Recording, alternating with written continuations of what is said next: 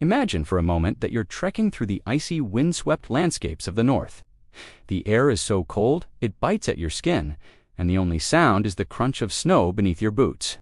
Suddenly, you stumble upon something hidden, something ancient.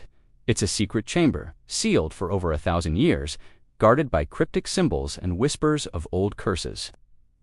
Inside, a hoard of Viking treasure gleams in the darkness. What would you do? This isn't just a fantasy. It's a journey into one of history's greatest mysteries. Have you ever wondered what happened to the legendary wealth of the Viking chieftains? These weren't just pirates and raiders. They were master navigators, shrewd traders, and unparalleled craftsmen who built a vast network of power and influence across the known world. Their longships carried them to distant lands, from the bustling markets of Constantinople to the uncharted shores of North America. They returned not just with plunder, but with silver, gold, exotic goods, and knowledge. But where did all that incredible wealth go? Today, we delve into the epic story of a lost Viking hoard, a treasure trove deliberately hidden from enemies and the ravages of time, holding within it the secrets of a civilization that shaped the course of history. Our story begins in the heart of the Viking Age, a time of great upheaval and ambition. The Vikings were at the peak of their power, their influence stretching across seas and continents. But power breeds envy, and with great wealth comes great danger. Let's picture a legendary chieftain. Let's call him Ragnar Stormcaller. He wasn't just a fierce warrior. He was a visionary leader who understood that his legacy and the future of his people depended on more than just military might. He saw rival clans growing stronger, foreign kings eyeing his lands, and even betrayal stirring within his own ranks. Faced with the threat of conquest, Ragnar made a bold decision. He would not let his clan's accumulated wealth, the spoils of countless raids, the profits from years of trade, the intricate works of his finest artisans fall into the hands of his enemies. He decided to hide it. But this wasn't a simple burial. Ragnar, steeped in the old ways and Norse mythology, created a series of caches hidden away in secret sea caves, buried beneath ancient stones in dense forests, and submerged in the dark, cold waters of remote fjords.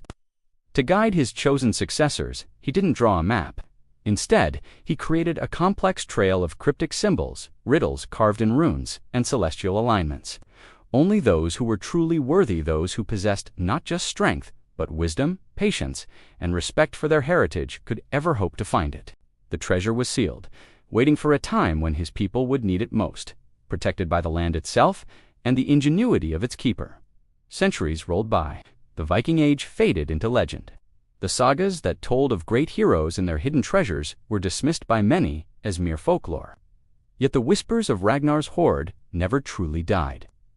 They were passed down through generations, evolving from campfire tales to fragmented lines in ancient manuscripts. Historians, archaeologists, and adventurers, captivated by these enduring legends, scoured the Scandinavian landscapes. They explored forgotten coastlines, deciphered faded runestones, and interviewed locals in remote villages, all in search of a clue. A single thread that could lead them to the lost wealth of the North. Then, a breakthrough. In the quiet, dusty archives of an old university library, a young, brilliant archaeologist named Dr. Eris Thorne made a discovery that would change everything. Tucked away inside a forgotten medieval text, he found it, a hand-drawn chart, not quite a map, filled with strange symbols and what looked like astronomical calculations. It was worn, faded, and incredibly difficult to decipher. But Thorne, an expert in Old Norse and runic languages, recognized some of the markings. They corresponded to landmarks along a specific, isolated fjord in Norway, a place known for its treacherous waters and brutal weather. The map wasn't just a guide. It was the first piece of a much larger puzzle. The journey to the hoard had officially begun. The expedition was anything but easy. The journey to the fjord was a battle against nature itself. The team, led by Dr. Thorne, faced blinding snowstorms that reduced visibility to mere feet and temperatures that dropped far below freezing. They navigated treacherous mountain passes where a single misstep could mean a fatal plunge into the abyss. The fjord itself was a labyrinth of ice and rock, its waters choked with frozen chunks that threatened to crush their small research vessel. Every day was a test of endurance and resolve, shadowed by the constant fear of losing the trail, or worse, succumbing to the harsh, unforgiving environment. The legend of the hoard felt very real now, and it seemed the land itself was guarding its secrets fiercely. Once they reached the location hinted at on the map, they realized this was no simple treasure hunt. The hoard was protected by a series of ingenious puzzles and mechanisms, a true testament to Viking intellect. The first challenge was a massive stone wall at the entrance of a sea cave, seemingly impenetrable. Carved into it were a series of animal symbols: a wolf, a raven, and a serpent. The team had to consult the sagas and Norse mythology to understand their meaning and press them in the correct sequence. A sequence that changed with the phases of the moon. Deeper inside, they encountered locks that couldn't be picked. One remarkable mechanism could only be opened at a specific time of day. A narrow shaft in the cave ceiling was designed to let a single beam of sunlight through at midday during the winter solstice. This beam would illuminate a specific rune on a circular stone dial. Turning the dial to align with the light triggered a hidden mechanism, causing a section of the rock floor to slide away, revealing a staircase descending into darkness. Each puzzle required a different kind of thinking. It wasn't about brute force. It was about observation, understanding natural patterns, and showing deep respect for the traditions and beliefs of the people who built this place. It was a mental and spiritual test. Following the clues, the team descended further into the earth. The air grew colder, and the sense of history was palpable. They navigated booby-trapped corridors where triggering the wrong floor stone would send rocks tumbling from the ceiling. They crossed underground rivers on bridges that were nearly invisible in the gloom. With each chamber they unlocked, the story of the Vikings unfolded before their eyes. The first chamber was an armory. It was filled with impeccably preserved swords, their hilts inlaid with silver axes, sharp enough to shave with, and chainmail armor that still looked ready for battle. The next chamber contained the fruits of their trade: heaps of silver dirhams from the Abbasid Caliphate, Byzantine silks, Frankish glass, and walrus ivory from Greenland.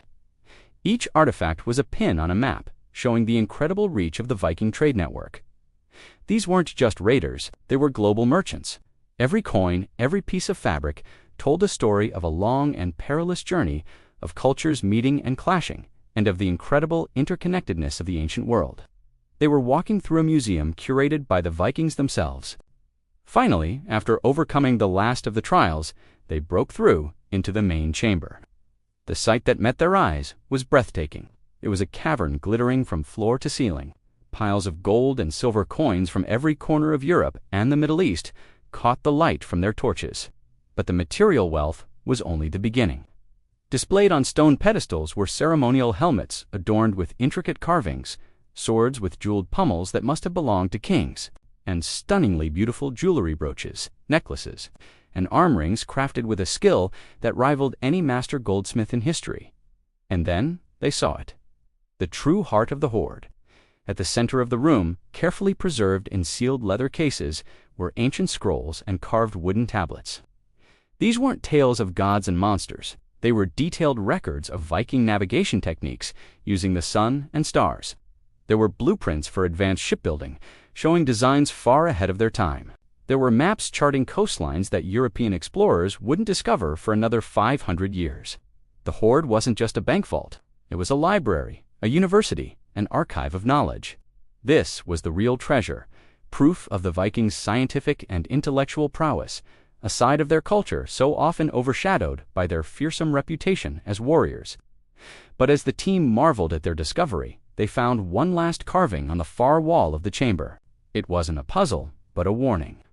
The runes spoke of the corrupting nature of greed, stating that misfortune would befall anyone who took the treasure for personal gain. The hoard was a test, and the final part of that test was one of character. It could only be fully understood and appreciated by those who approached it with respect, a thirst for knowledge, and the courage to share its lessons with the world. The treasure was not meant to make one person rich. It was meant to enrich the understanding of all humanity. It was a profound lesson in honor, strategy, and the enduring wisdom of the North. So, in the end, the real question isn't how much gold and silver was in that cave. The true value wasn't something you could count. It's about whether we, today, can decipher the clues left behind by history, whether we can approach the past with respect, and whether we are willing to learn from it. The greatest treasures are never just gold or jewels. They are the wisdom, the culture, the innovation, and the human understanding that lie hidden within the layers of time, waiting for us to find them. If this epic journey into the Viking Age sparked your curiosity and sense of adventure, make sure to hit that like button, leave a comment with your thoughts, and subscribe for more tales of lost treasures and ancient mysteries. Thanks for watching, and we'll see you on the next expedition.